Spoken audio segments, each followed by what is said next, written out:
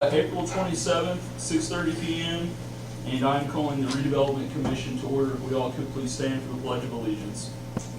I pledge Allegiance to the flag of the United States of America and to the republic for which it stands, one nation, under God, indivisible, with liberty and justice for all.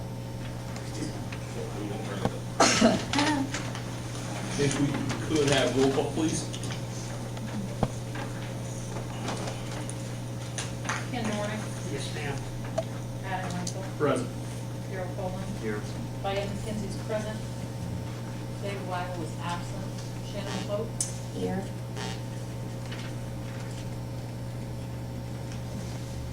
I'll move on to minutes.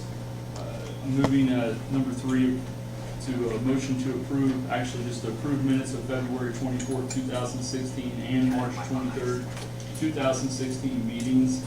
Are there any corrections to the minutes? Has everyone had a chance to look them over? Adam, did you get a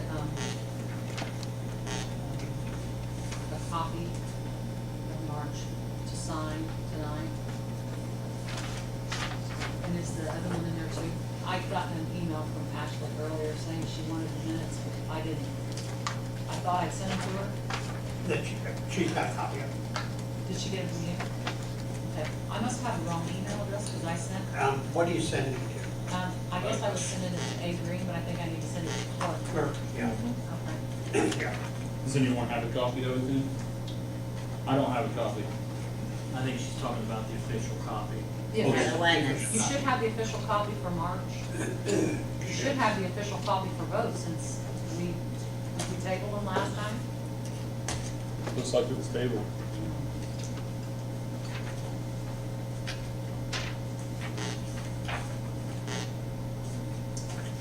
So February copy's not in there either. No, there's none in here.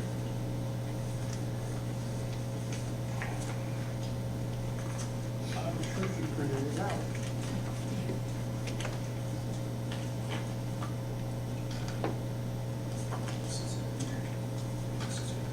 They weren't signed, so they shouldn't go back in there. I'm not sure about the February date.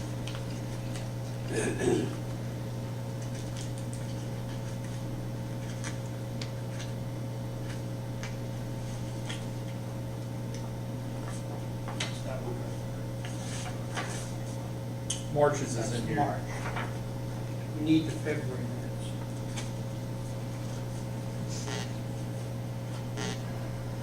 Yeah, we don't have the February, we only have the March to sign.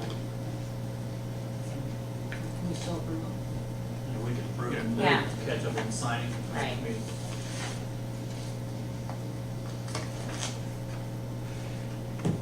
Is there any corrections that you made? If not, if there's no corrections, they stand approved as presented. If we could get an update on project status for phase 1?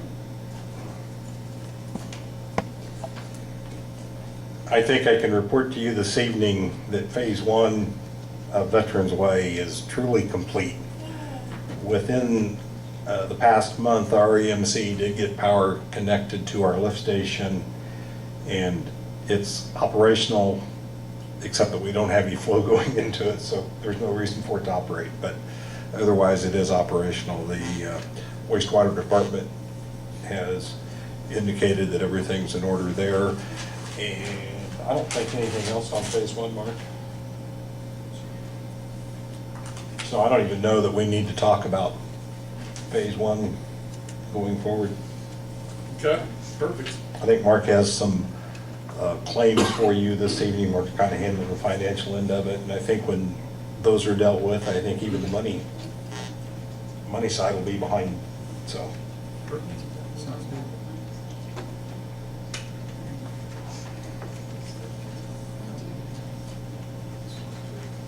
Did you guys have any questions with the American Construction? Could we get a update on the project status for phase 2? Yes. Phase 2 continues kind of in that quiet period for us, quiet where consultants doing their thing, and we don't have a lot of interaction with, and they have been working on making the adjustments to the plans relative to moving the alignment, and I'll get to that a little more thoroughly here in just a second. They've been working on the final approach drive and intersection details, construction cost estimate update, finalizing the title sheet for the right-of-way plans, finalizing typical cross-sections, final plan and profile sheets, wetland mitigation and flood control plan, and finalizing cross-sections. They are starting what we call right-of-way engineering. Right-of-way engineering is not the acquisition process, nor is it the appraising process. It's the preparation of plans that shows the final right-of-way configuration. Technically, it's not yet final because we do not have the environmental document approved, and until the environmental document is approved, you cannot have final right-of-way. But they are starting that process and getting that together. It will identify who the potentially involved property owners will be, and start to work towards how much area from each parcel and that sort of thing. When the environmental document is approved, then they will start doing the appraising and assembling the offer letters and that whole process. So our plan is to have right-of-way finalized by October October of next year. of 17. It seems like a long time away. It may be a long time away, but October of 17. That's right-of-way acquisition. That's, yeah, by then, by finalized, that means we would have procured all of the needed right-of-way. If we have very cooperative property owners, that's should be easily achievable, and if we have some people that require a lot of negotiation or even potentially utilization of eminent domain, it's might be optimistic even. It just depends on how that process goes, and we have little control of this phase that we're heading into. The environmental document may have been what we will call a draft environmental document, may have been submitted to NDOT for their review. They review that document on behalf of the Federal Highway Administration, and when it is in order to NDOT's expectations, then we would be in position to offer or hold a public hearing. The public hearing, assuming there's no significant comments that are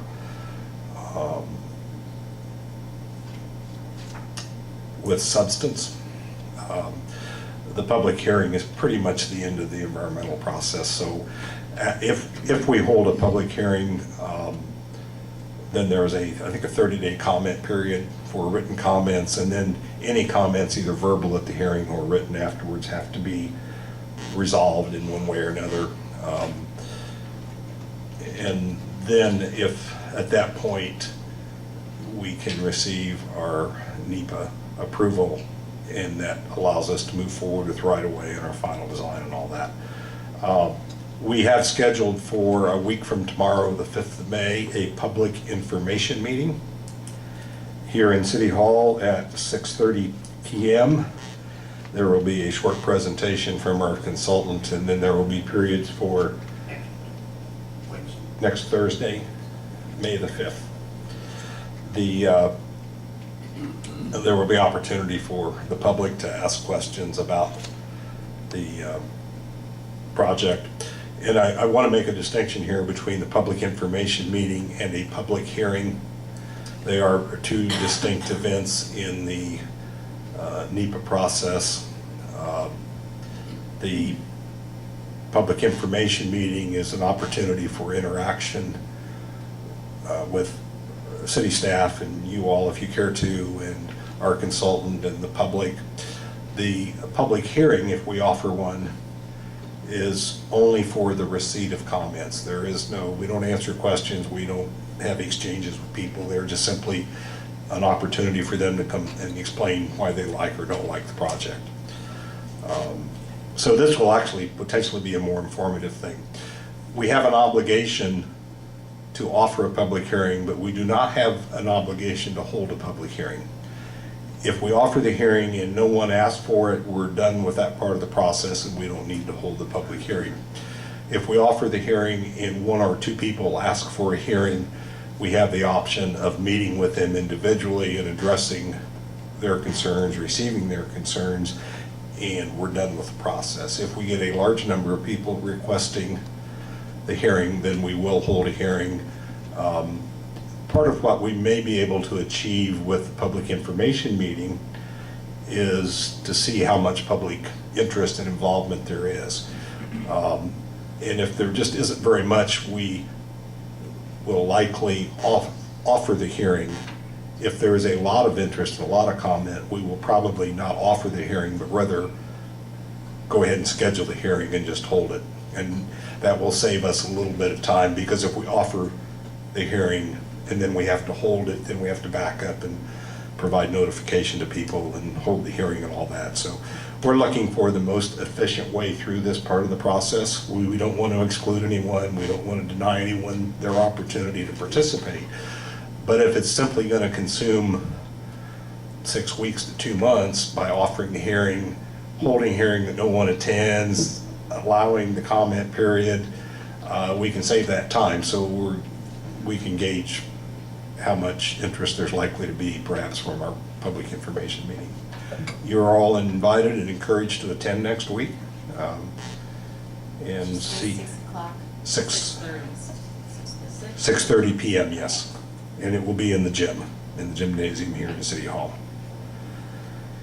There will be a short presentation, as I said, by our consultant, and then opportunities for people to view the project displays up closely and discuss and get input or give input and get questions answered. So the design will be done? No.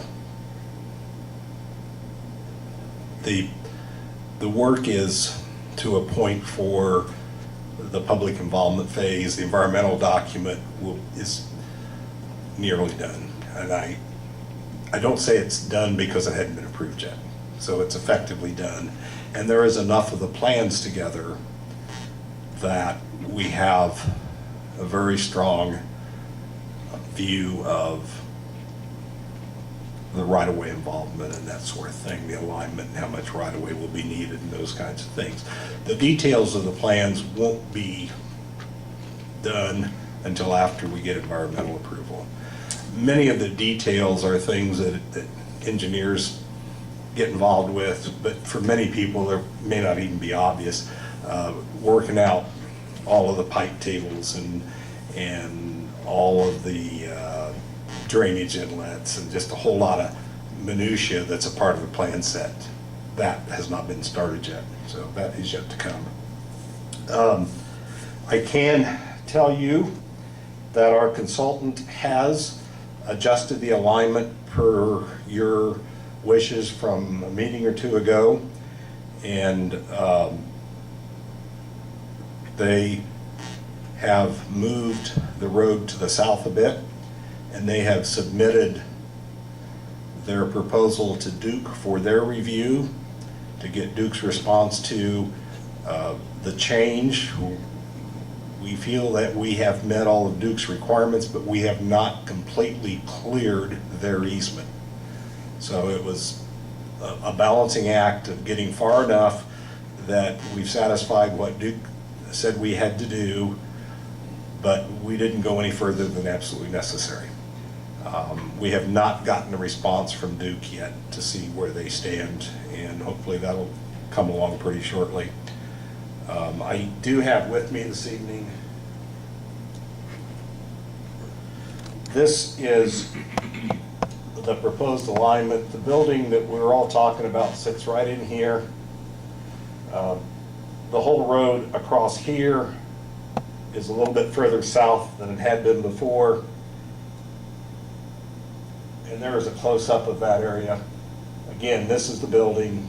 The blue line here is the current proposed southern right-of-way boundary for the project. And if you're familiar, this is an L-shaped building.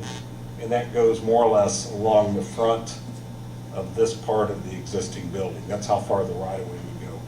The pink line is temporary right-of-way, and that is pushed out like that because as a part of the project, we will probably demolish this building. I say probably only because if the owner wants to do it themselves, there's different ways we can handle this. Generally, it's a part of the removal of the building is part of the construction project.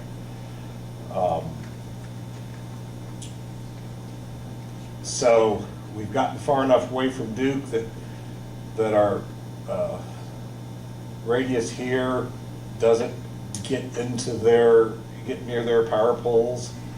Doesn't get, I don't think it gets onto their easement, and all of our structures are far enough from the Duke poles as they told us we needed to be, and we believe this to be a viable alternative. There will be a little overlap. I think this yellow dashed line right in here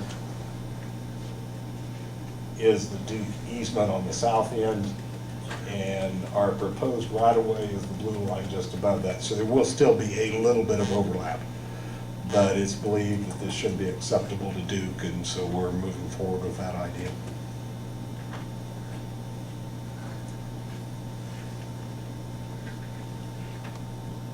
Do you know about how long it'll take to hear back from Duke? Did they give you any type of time? No, I think in the next week or two would be appropriate to a long time, but utilities are utilities, and they did get here first, and they are aware of that. So we have to work with them. I don't think they're going to be obstinate, but if they got something more important to them, they might deal with that before they deal with us. Questions? Do you have a general idea of how many properties are going to be involved here? 7 or 8, I forget the number. 8 currently.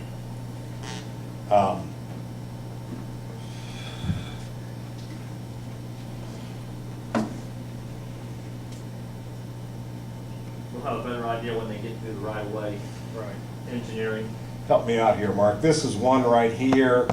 Is this 2 parcels or 1? 1, Up here also? yes. This is all one big parcel. There are 8 properties, but only, what, 7 owners? I believe the same people own I believe this is this 1. and this over here. That's 1. The building area is 2. There's an unknown parcel that is the east side of Broadway, which is 3. The other one, the large one, is 4. No, that one's 4. This one, Yes. Tractor, the the shopping center, is 6. Main source is 7. 7, and Burger King is 8. 8, yes. Not as many as I thought. And the one, until the title work is done, when they actually get to the right-of-way acquisition phase, there's a possibility that there is a half of a right-of-way defined right there, yes. Along the east side of, And the current acquisition plan, just in case something changed, when they get into title research, I think they actually put an extra parcel or 2 in the contract, so they have to come back. Yeah. But if it's not needed, it won't be utilized. Thank you. for everyone's edification too, Broadway Street as a public street ends right here at Smith Road. This is a private street.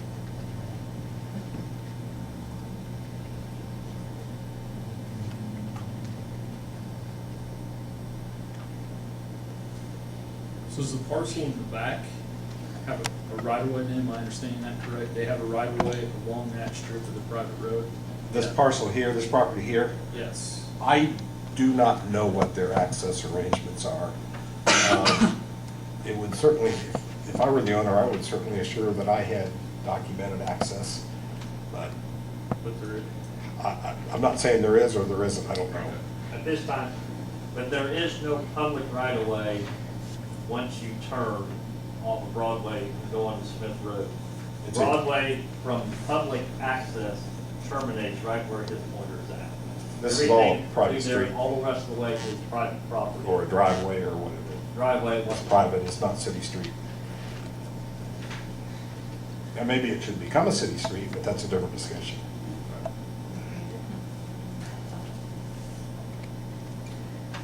What we are doing for both of these properties, well, I can't say about the north one, actually. We're providing public street frontage through this area. Like temporary? No, with the construction of our new road. Oh, right, okay. There may be a section of property in here that this property won't be contiguous to the new street. Because of pushing the road south to resolve the Duke situation, they may still have to cross their neighbor to get to the new street. we're talking feet. Feet, yeah, a few feet.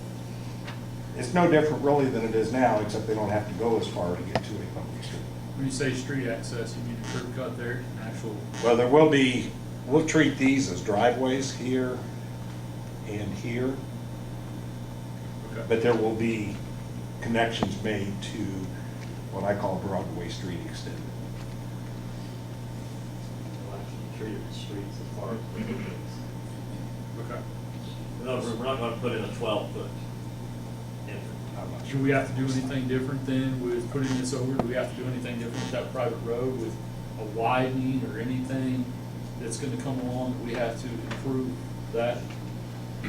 What's on the north side will never really change. All of that ground is basically built up that's available there, and the interstate's right north of that. There's no place to go. So the south side will be the more interesting one, and to do what I think you're saying, Adam, which is to look to the future and provide for that as best we can. Okay. Any other questions?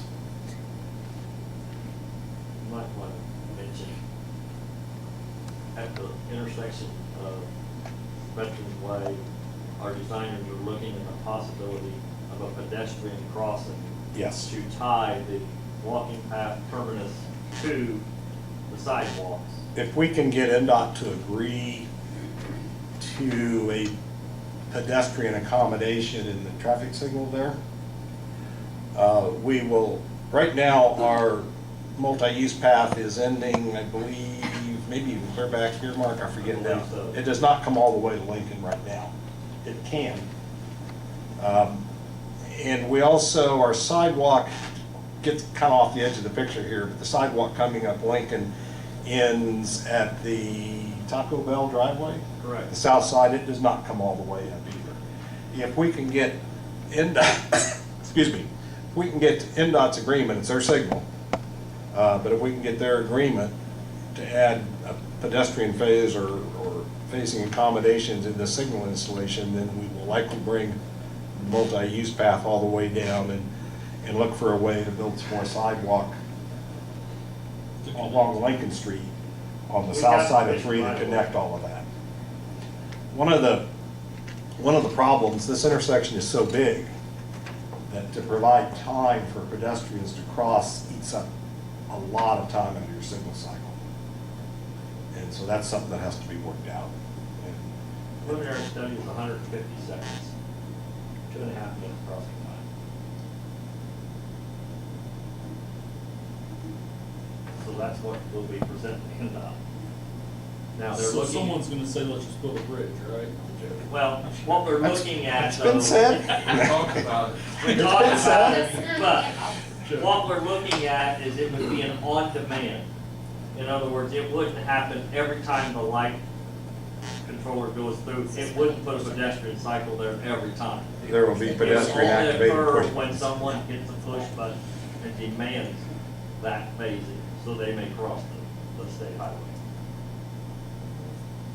But they're at least looking at and going to make the presentation to NDOT to see.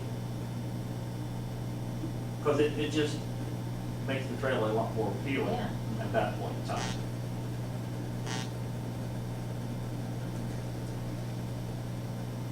Thank you, we appreciate it. You're welcome. Thank you, sir. If we could, we'll move on to the approval of claims. We have 2 claims, I believe, and I wasn't here last month. were both of these tabled from last month for O'Mara? Yes. Okay, so we have both of those that were tabled, one for $485,566.76, one for $66,629.70. And then we also have Phase 2 project claims, which is the American Structure Point for $29,817. And I do not see any regular claims from Chris or anyone else. This is all I have. So if I did the math correctly, and hopefully someone checked it, we would have a total of $582,013.46 that we owe. We have a budget in 802 of $511,256.03. We're running $70,757.43 short. We've got to keep a $200,000 balance in there, which means we need to do a drawdown of $270,757.43 to bring us to $200,000 and pay our claims. That is correct. Does anyone want to repeat that, make a motion? I was gonna say, I hope there's not a test. These numbers are correct. Yeah. Are they right? They are. I ran them early this afternoon. Good. So you'd be paying the 29, the engineering, and then the final O'Mara 100% from 802. And then you'd be paying 214, 809.33 from 802 on to O'Mara's retainage, and then drawing the 270. Those numbers were right. So I guess you gotta just make a motion to draw 270,000 to pay our bills. 277,57.43. We make that all one motion, or do we need to make it two? Just one motion. I'll make the motion to make the drawdown and in order to pay all of the claims. Okay. We have to state the amount. As stated previously. Okay, perfect. All right, the next, do I have a second? Second. The next meeting would be May 25th. They need to have. No, not that. Can I get a roll call vote? Yes. Sindor? Yes. Yes. Diane Henry, yes. If I could get a motion for the confirmation of next meeting, which would be May 25th. Thank you. And a motion to adjourn. So moved. Thank you.